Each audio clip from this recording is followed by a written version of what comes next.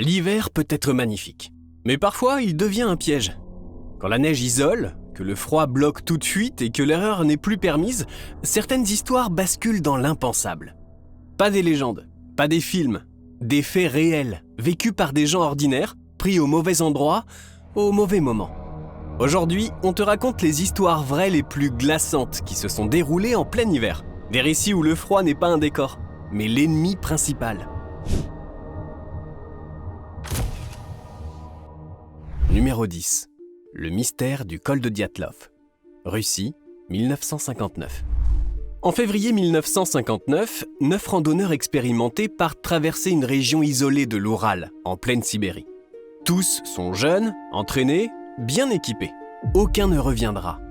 Quelques semaines plus tard, les équipes de secours découvrent une scène totalement incompréhensible. Leur tente est retrouvée éventrée de l'intérieur, comme si le groupe avait fui dans la panique, en pleine nuit, à moins 30 degrés. Les corps sont dispersés dans la neige. Certains sont pieds nus, d'autres presque sans vêtements, malgré le froid mortel. Plusieurs présentent des blessures graves, côtes brisées, crânes fracturés, sans trace de lutte. L'une des victimes a même la langue manquante. Plus troublant encore, certains vêtements sont radioactifs.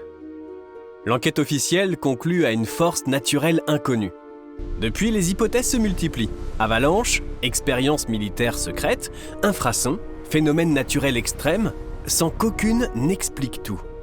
Plus de 60 ans plus tard, le col de Dyatlov reste l'un des mystères hivernaux les plus glaçants jamais documentés. Ici, ce n'est pas seulement le froid qui tue, c'est l'incompréhension.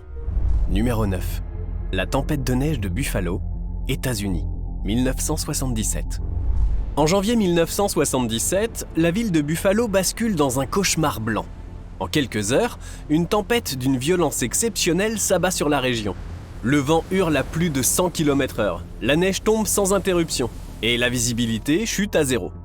Très vite, la ville est paralysée. Les routes disparaissent, les voitures sont abandonnées, les secours n'arrivent plus à circuler. La neige ne tombe pas seulement, elle envahit. Des congères atteignent plusieurs mètres de haut, engloutissant des maisons entières. Les habitants se retrouvent piégés dans leurs voitures, parfois à quelques centaines de mètres de chez eux, incapables de bouger. Le froid est mordant, la fatigue s'installe et chaque minute compte.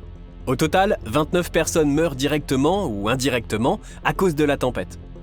Certaines succombent au froid, d'autres à des crises cardiaques en tentant de dégager la neige. L'armée doit intervenir pour libérer la ville comme dans une zone sinistrée. Pendant plusieurs jours, Buffalo ressemble moins à une ville américaine qu'à un décor post-apocalyptique. Un rappel brutal que parfois, l'hiver ne se contente pas de perturber le quotidien, il le balaie complètement. Numéro 8. Le crash du vol 571 dans les Andes, Uruguay-Chili, 1972. Le 13 octobre 1972, l'avion militaire transportant une équipe de rugby uruguayenne s'écrase en plein cœur de la cordillère des Andes. Altitude extrême. Neige partout, température négative permanente. Les survivants se retrouvent coincés à plus de 3500 mètres, entourés de sommets hostiles. Très vite, l'hiver devient leur pire ennemi. À l'intérieur de l'épave, ils s'organisent comme ils peuvent. Ils n'ont presque pas de nourriture, pas d'équipement adapté et aucune certitude d'être retrouvés. Les jours passent, puis les semaines. Une avalanche frappe le fuselage et tue encore plusieurs rescapés pendant leur sommeil. Le froid, la faim et le désespoir s'installent. Après plus de 2 mois bloqués dans la neige, les survivants prennent une décision impensable pour rester en vie. Se nourrir des corps de leurs compagnons décédés. Un choix extrême, mais vital. Finalement, 2 d'entre eux traversent les montagnes à pied, en plein hiver, pour chercher de l'aide. Sur 45 passagers, seuls 16 survivront. Une histoire vraie où l'hiver n'a laissé aucune place à l'erreur, ni à la morale facile. Numéro 7. La Kolyma, quand l'hiver devient une condamnation à mort. Sibérie. Dans l'extrême est de la Russie se trouve la région de Kolyma, tristement célèbre pour avoir été l'un des pires enfers hivernaux du XXe siècle. Entre les années 1930 et 1950, des centaines de milliers de prisonniers y sont envoyés dans des camps de travail forcé. Leur mission, extraire de l'or, en plein hiver sibérien. Les températures descendent régulièrement sous les moins 50 degrés. Le sol est gelé en permanence. Les outils collent aux mains, la peau se déchire au contact du métal. Beaucoup travaillent sans vêtements adaptés, mal nourris, épuisés. Ici, le froid n'est pas une difficulté, c'est une méthode d'élimination. Les témoignages parlent de prisonniers qui s'endorment quelques minutes et ne se réveillent jamais. De corps gelés laissés sur place, faute de pouvoir creuser des tombes, de routes construites littéralement sur les morts. Aujourd'hui encore, certaines zones de Colima restent hantées par ces vestiges. Un paysage blanc, silencieux, magnifique en apparence, mais bâti sur l'un des hivers les plus meurtriers de l'histoire. Numéro 6. La disparition des enfants Soder. États-Unis, 1945. La nuit de Noël 1945, en Virginie occidentale, la maison de la famille Soder prend feu en pleine nuit, alors que l'hiver est bien installé. Les parents parviennent à s'échapper, mais 5 de leurs enfants disparaissent. Très vite, les autorités concluent qu'ils ont péri dans l'incendie. Problème, aucun corps n'est retrouvé. Pas un os, pas une trace, rien. Or, la maison a brûlé entièrement, certes, mais pas à une température suffisante pour faire disparaître totalement des corps humains. Les parents, eux, n'y croient pas une seconde. Ils multiplient les recherches, interrogent les témoins, engagent même des détectives privés. Des années plus tard, une photo mystérieuse reçue par la famille semble montrer l'un des enfants vivant. Les incohérences s'accumulent. Une échelle déplacée, une ligne téléphonique sabotée, des témoignages contradictoires. Certains évoquent un enlèvement, peut-être lié aux tensions politiques de l'époque. Plus de 75 ans après, l'affaire des enfants Soder reste l'un des mystères hivernaux les plus troublants des États-Unis. Un feu, de la neige et 5 enfants volatilisés. Numéro 5. La station de Vostok Station, Antarctique. Au cœur de l'Antarctique, à plus de 1300 mètres de la côte, se trouve la station Vostok, un point perdu sur la carte, et l'un des endroits les plus froids de la planète. En hiver, les températures y descendent sous les moins 80 degrés. Le soleil disparaît pendant des mois et toute évacuation devient impossible. Les scientifiques qui s'y trouvent savent une chose. Quoi qu'il arrive, ils sont seuls. Dans ce froid extrême, le corps souffre, mais l'esprit aussi. Le silence est total. L'air est si sec qu'il brûle les poumons. Les machines tombent en panne. Le moindre incident peut devenir mortel. En 1982, la station enregistre moins 89,2 degrés, un record absolu. À cette température, le carburant gèle, le métal devient cassant et l'erreur humaine peut être fatale. Plusieurs témoignages parlent de tensions psychologiques extrêmes, de conflits violents et même d'un homicide survenu des années plus tard lors d'un hivernage. À Vostok, l'hiver ne se contente pas d'isoler les hommes, il les pousse à leurs limites, mentales autant que physiques. Numéro 4. L'hiver de Stalingrad, 1942. L'hiver 1942 transforme la bataille de Stalingrad en cauchemar absolu. La ville est déjà en ruine, mais le froid vient achever ce que la guerre a commencé. Les températures plongent en dessous de moins 30 degrés. Les soldats, souvent mal équipés, se battent dans la neige, la glace et des bâtiments éventrés où le vent s'engouffre sans pitié.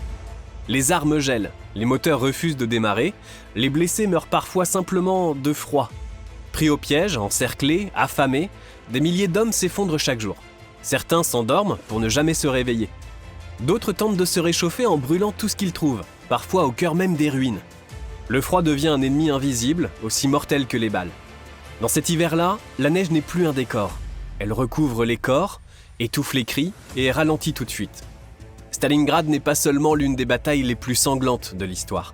C'est aussi l'un des exemples les plus glaçants de ce que l'hiver peut infliger quand il s'invite dans la guerre. Numéro 3. Le randonneur retrouvé vivant sur le Mount Hood, États-Unis. En plein hiver, le Mount Hood est tout sauf accueillant.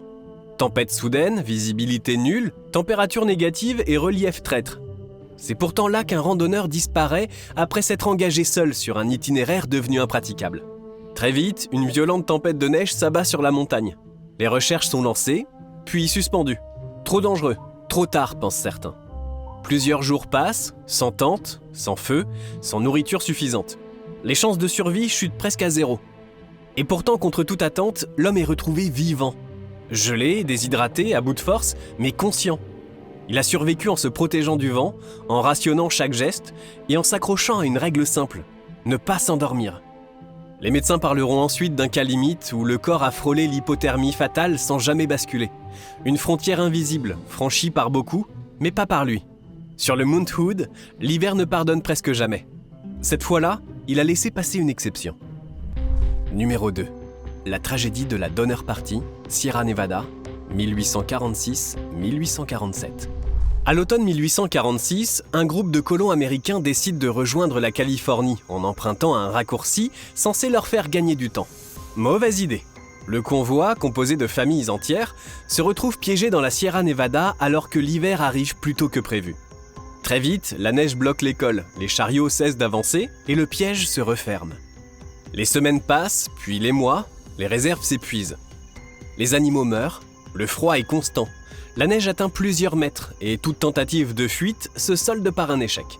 Certains tentent de traverser les montagnes à pied, dans des conditions inhumaines. Beaucoup n'y survivront pas.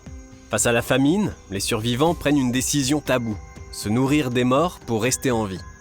Un choix extrême, documenté par les témoignages et confirmé par les secours lorsqu'ils arrivent enfin au printemps 1847. Sur les 87 membres du groupe, près de la moitié mourra. La Donner Party reste l'un des exemples les plus glaçants de ce que l'hiver peut faire quand il transforme un voyage ordinaire en condamnation lente et inévitable. Numéro 1. Oymyakon, quand l'hiver tue sans prévenir. À Oymyakon, on ne parle pas de vagues de froid, on parle d'un état permanent. Ce village de Yakoutie est l'un des endroits habités les plus froids de la planète, avec des températures qui descendent régulièrement sous les moins 60 degrés. À ce niveau-là, le froid ne fait plus souffrir. Il désactive le corps humain. Ici, sortir sans protection adaptée peut être fatal en quelques minutes. La peau brûle, les poumons se contractent, les doigts perdent toute sensibilité. Des habitants racontent que de simples lunettes collent à la peau, que la respiration produit des cristaux de glace qui retombent au sol, que les moteurs doivent tourner en permanence, sous peine de mourir eux aussi. Des histoires vraies circulent depuis des décennies. Des personnes retrouvées figées sur place après une panne de voiture, un trajet trop long ou une erreur de jugement.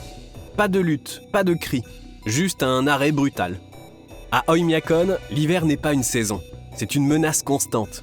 Un environnement où la moindre négligence se paie immédiatement et où la nature rappelle, sans détour, qu'elle ne peut pas toujours être domptée. Ces histoires sont toutes réelles, et ce qui les rend si dérangeantes, c'est qu'elles auraient pu arriver à n'importe qui. Alors dis-moi en commentaire laquelle t'a le plus marqué. Pense à liker et à t'abonner pour ne pas rater les prochaines vidéos. C'était Koapala, ciao!